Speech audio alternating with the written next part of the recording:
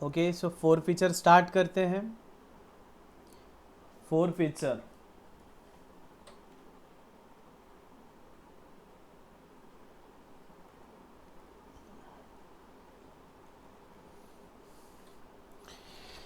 तो भैया जी four feature मतलब होता क्या है? फोर फीचर मतलब अगर कोई कुछ ब्रीच करता है, कोई एग्रीमेंट या कोई टर्म्स को अगर वो ब्रीच करता है, ब्रीच ऑफ कंडीशन होता है, तो हम उनकी कुछ असेट को, उनकी कुछ प्रॉपर्टी को अक्वायर कर लेंगे, तो उससे हम कहते हैं फोर फीचर। तो जब हम शेयर इशू करते हैं, तो शेयर इशू करते टाइम हमारी कंडीशंस ये होती है कि जब जब कंपनी कॉल करेगी, जब जब कंपनी पैसा बुलाएंगी, तब तब जिसे भी शेयर अलॉट हुआ है तब तब वो पैसा देगा। जैसे कि मान लो राम ने अप्लाई किया था शेयर्स के लिए, उसको हमने शेयर्स अलॉट कर दिए, ठीक है। अब कंपनी 3 रुपए कॉल पे बुला रही है, शेयर ने, राम ने अप्लाई किया था, इसका मतलब उसने ये वादा किया था, ये कसम खाई थी कि जब जब कंपनी कॉल करेगी, जब जब कंपनी पैसा बुलाएगी, तब तब वो पैसा देगा, है ना। जब भी कंपनी कॉल करेगी तब वो पैसा देने वाला है। लेकिन मान लो अगर राम ये पैसा नहीं देता है, तो कंपनी उसे एक मौका देंगी, दो मौका देंगी, और उसके बाद कंपनी उसको बोल देंगी कि आपने यहाँ जितना भी पैसा भरा है, अप्लीकेशन पे मान लो 2 रुपया, अलॉटमेंट पे मान लो 3 रुपया, ऐसा 5 रुपया जो राम ने हमें भरा है वो कंपनी खुद के पास रख लेगी। मतलब कंपनी को जो शेयर, कंपनी ने जो राम को शेयर अलॉट किए थे, वो शेयर कंपनी फोरफिट कर रही है। मतलब राम ने जितना भी पैसा भरा था अब वो डूब गया, और उसको जो शेयर हमने इश्यू किए थे वो शेयर हमने उससे वापस ले लिए। इस प्रोसेस को कहते हैं फोर फीचर ऑफ शेयर। क्या कहते हैं? Four feature of share.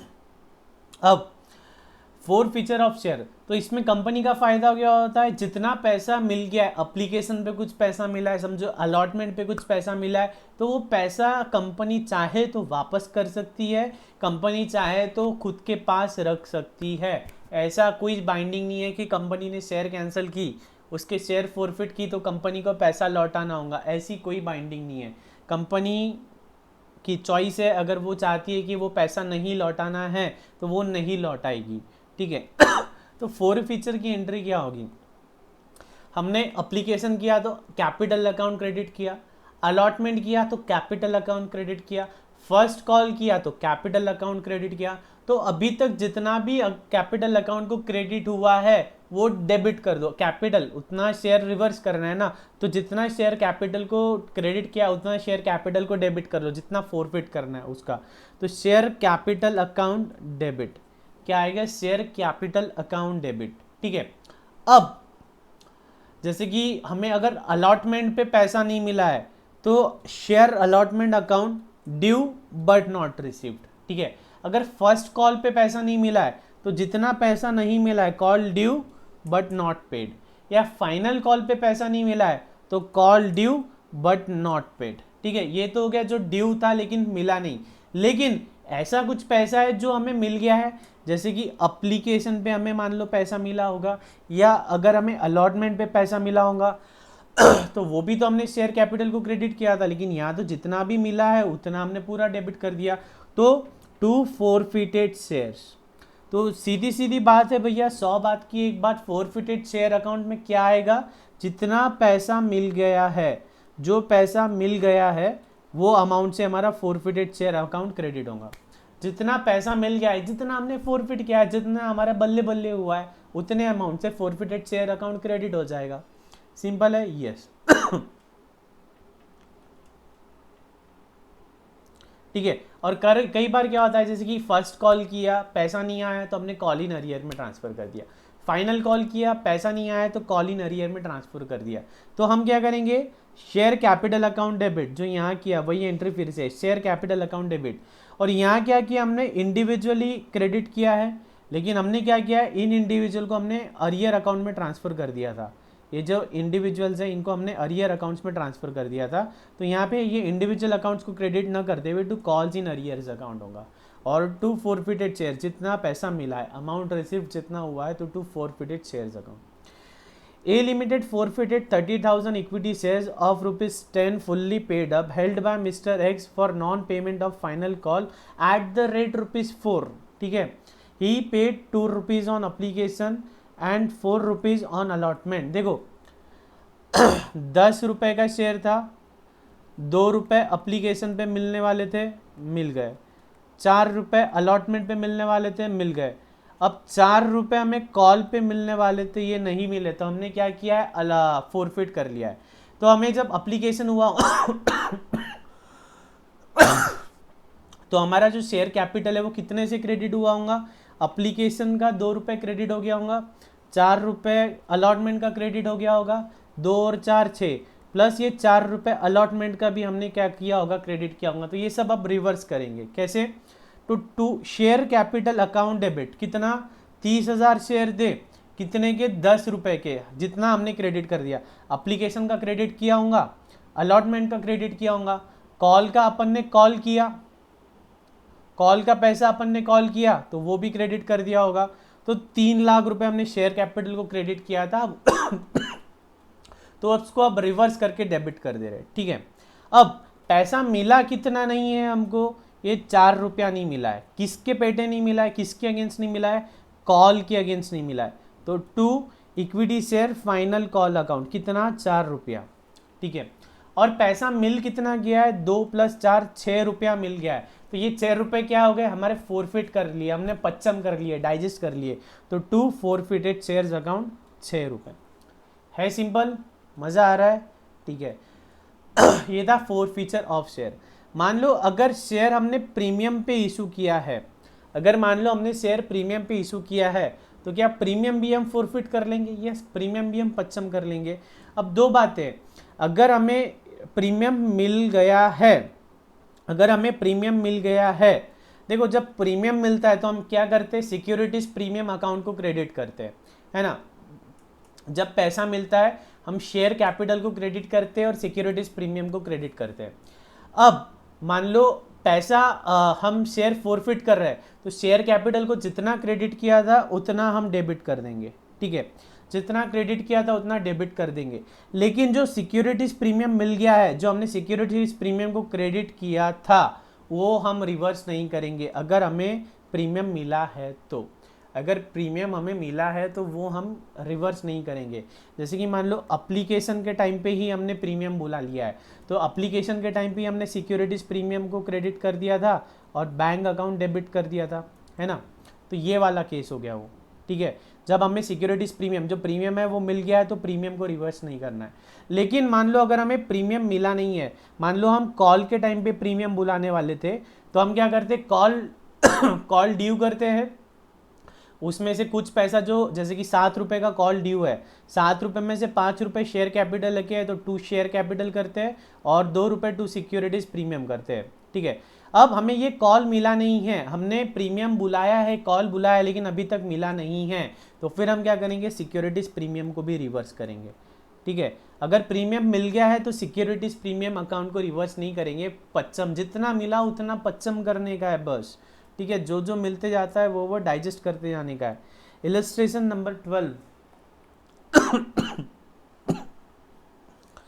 X Limited forfeited 5,000 equity shares of ₹100 each fully called up, which were issued at a premium of 20%. Amount payable on the shares were on application 20, allotment 50 including premium, ठीक है। 20 रुपये का premium है, तो ये जो allotment पे 30 रुपये अलॉटमेंट के, 20 रुपये प्रीमियम के on first and final call 50 रुपये। Application money was paid by the share holders in respect of this share pass the journal entries, मतलब प्रीमियम नहीं मिला है। Equity share capital account debit 5 lakh, क्यों,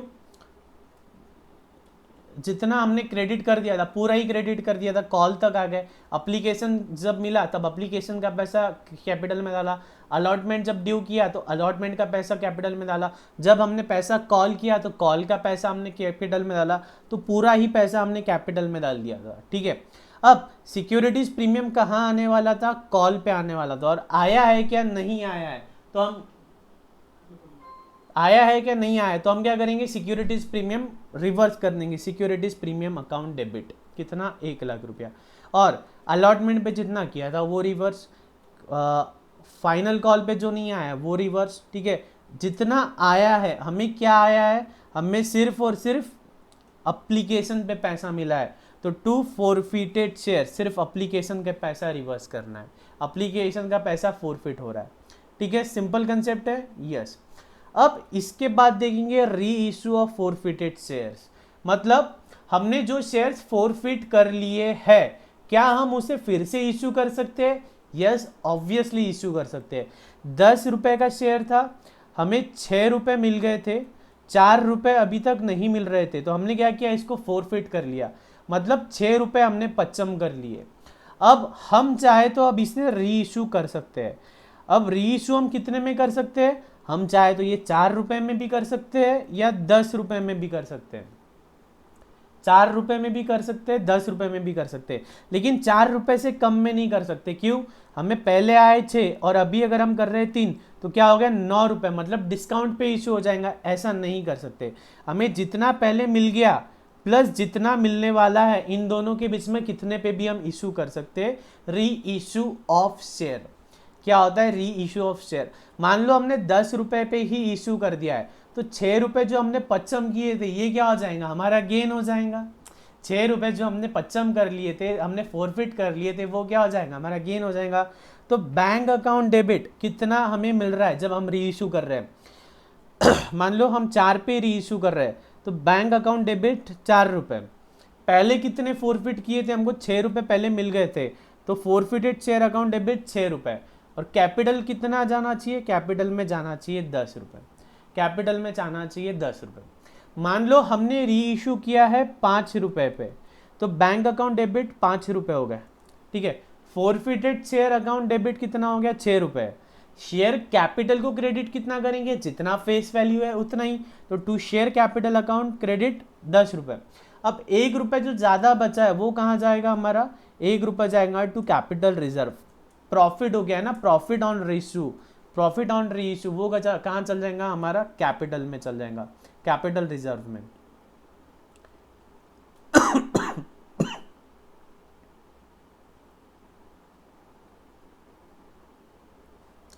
ठीक है।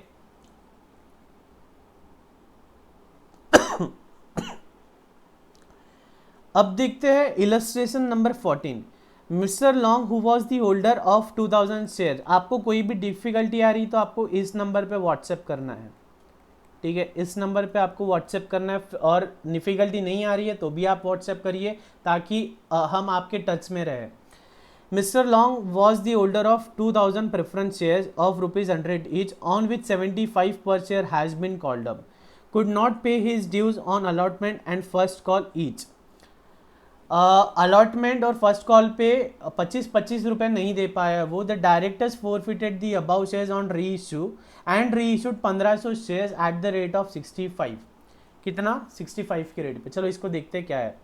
हमें प्रेफरेंस शेयर कैपिटल क्रेडिट किया था कितना, 75 रुपये से, तो उसको डेबिट कर देंगे। 75 रुपये कैसे, एप्लीकेशन पे 25 किया था, अलॉटमेंट पे 25 किया था और फर्स्ट कॉल पे 25 किया था। तो 25 75 रुपये से हमने कैपिटल को क्रेडिट किया था तो उसको डेबिट कर देंगे, ठीक है। अब हमें अलॉटमेंट मिला है क्या, नहीं। देखो जब हमने अलॉटमेंट की एंट्री की होंगी तो allotment account debit to capital किया था, ठीक है। अलॉटमेंट मिला है क्या, नहीं। कॉल अकाउंट डेबिट किया था टू कैपिटल किया था, कॉल मिला है क्या, नहीं। तो इन दोनों को रिवर्स कर दो, to share allotment to share capital at the rate 25 से कर दो, ठीक है।